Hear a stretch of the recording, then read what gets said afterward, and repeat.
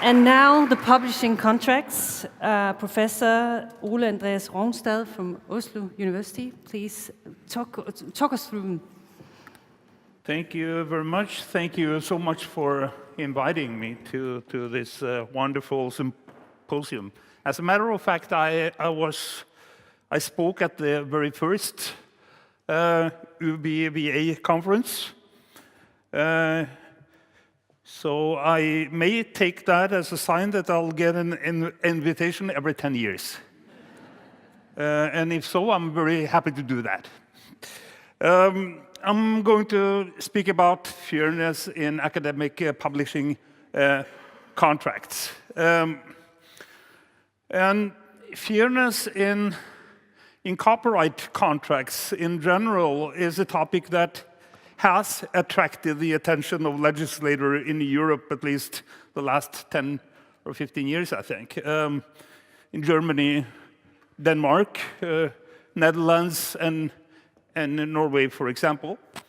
And that is predicated on the notion that individual authors have a weak bargaining position, and that there is a need for provisions in the Copyright Act that protect the interests of the authors.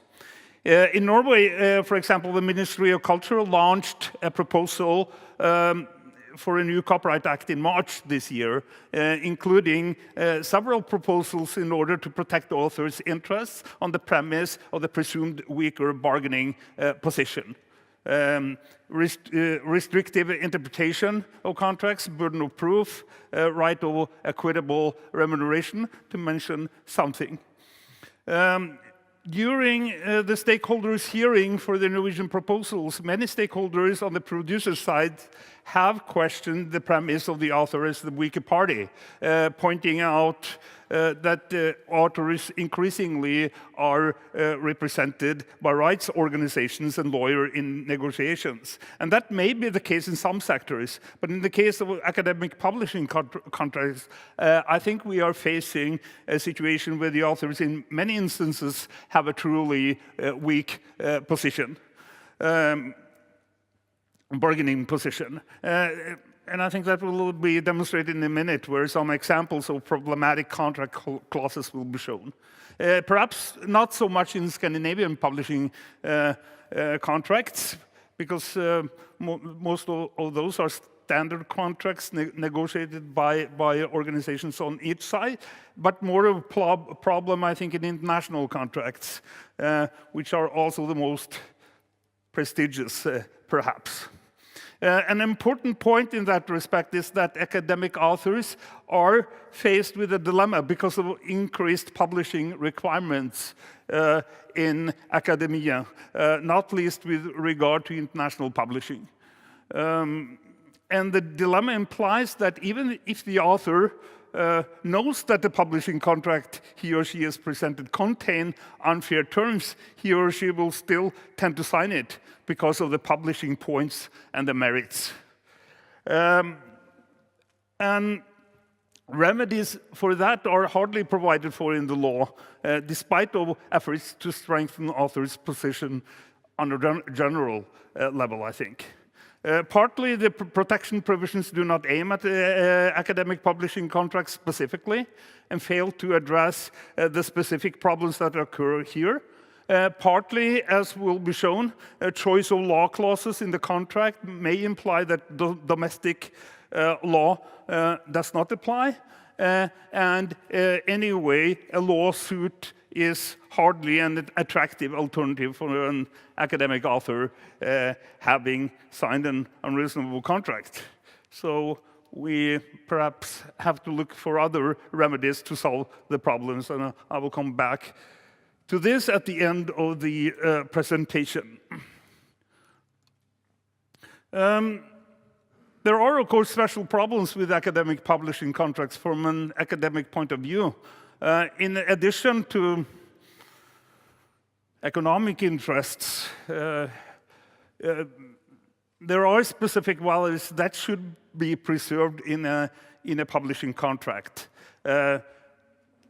Academic freedom, academic independence, academic integrity, compliance with incentive-based requirements in academia, like I mentioned, and also dissemination of research results.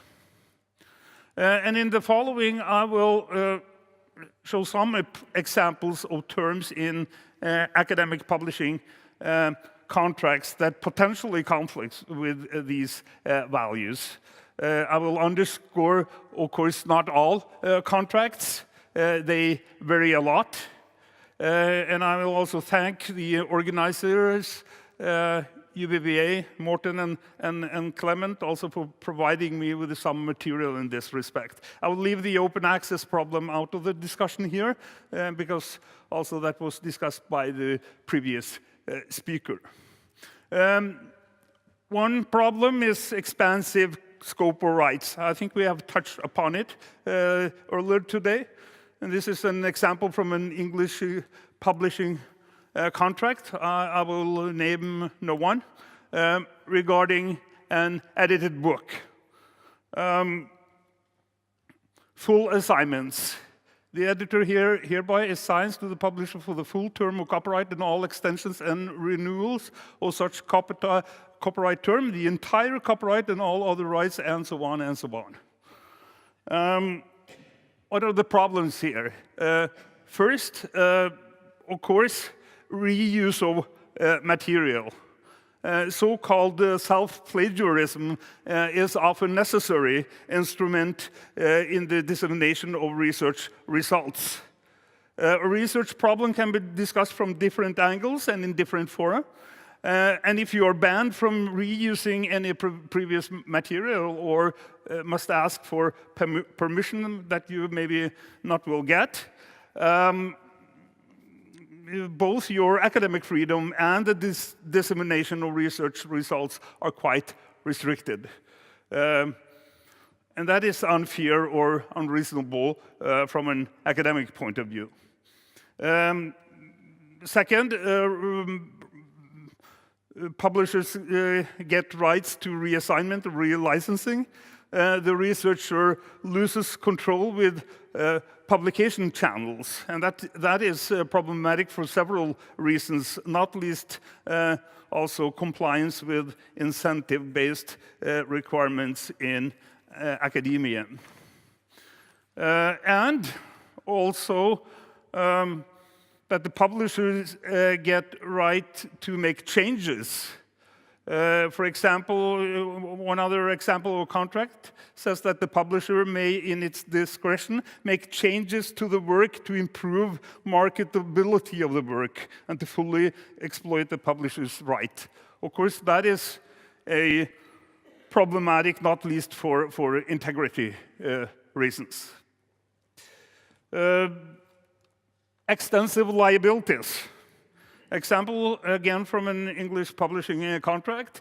The author agrees to indemnify and keep the publishers fully indemnified, defend and hold the publishers harmless against all and any direct actions, demands, loss, costs, expenses, claims, proceedings, or damages. Also, to specify, in some instances, the use or inclusion in the work of any third-party material shall be subject to the agreement of the publishers.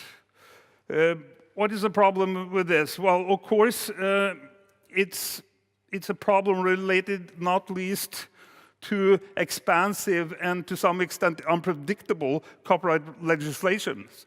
In most research projects, it is necessary to use third-party material without the consent of right holders, and it's very difficult to make 100% sure that third-party copyrights are not affected when such material is used, though codes of conduct, like Patricia mentioned, indeed is very useful. In this situation, is it reasonable that the author shall bear all the risk for third-party infringements? that may have chilling effects also with regard to the author's willingness to publish, and also the dissemination of research results in that respect.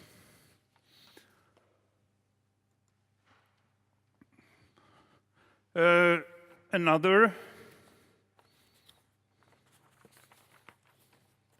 example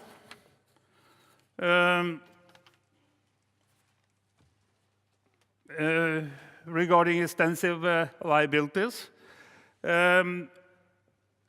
It's from an again an editor's contract, regarding an edited book, where the editor warrants to the publishers that the editor is the legal owner with full guarantee of the copyright in the work.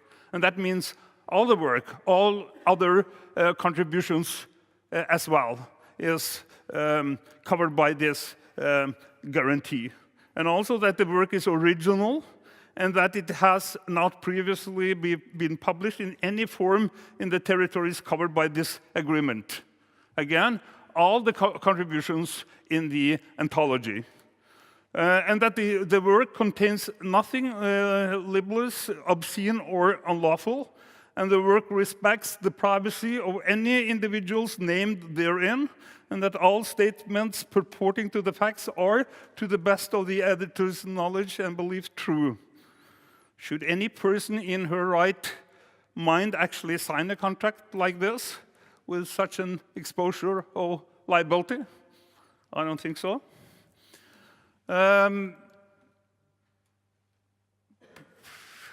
Another example regarding what could be called manipulation of royalties and payments. Some examples where the author gets his or her royalties reduced.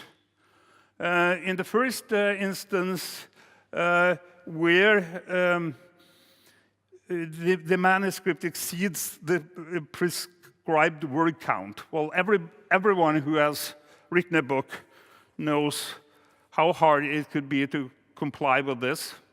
And the punishment that you get is that you get less royalty. Is that fair?